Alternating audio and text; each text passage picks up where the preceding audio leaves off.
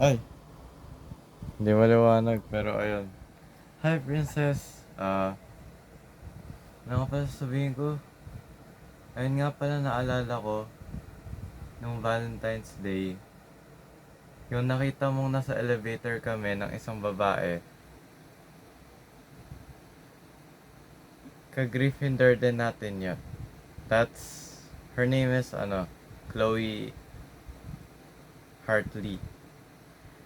And I think you kinda misunderstood that situation. Kasi nga hindi kita kinakausap nun. Nasa elevator tayo. Yung kinausap mo pa yung isang kong kaibigan na di ko kilala.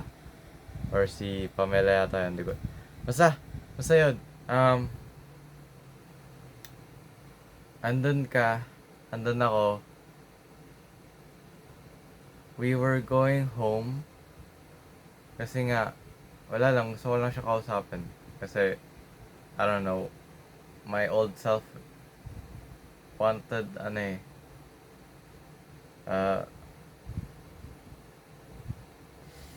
to get away from you back then. Then, ayun nga. Kasi di ko alam bakit. Ang gulo ko rin no? Pero, ayun nga. You might think it's something else. Pero now we're literally like friends. She's literally at the, sa fourth floor na STV, and sa baba ng STV nun,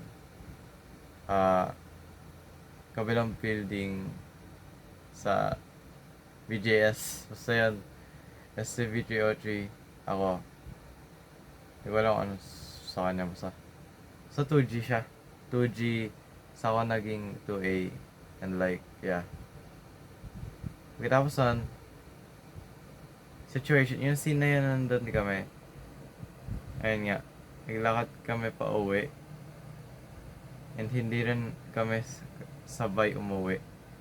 Parang nasa condo yata siya. Tapos ako, ayun, papuntang Manila.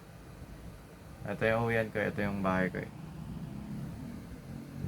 So yeah.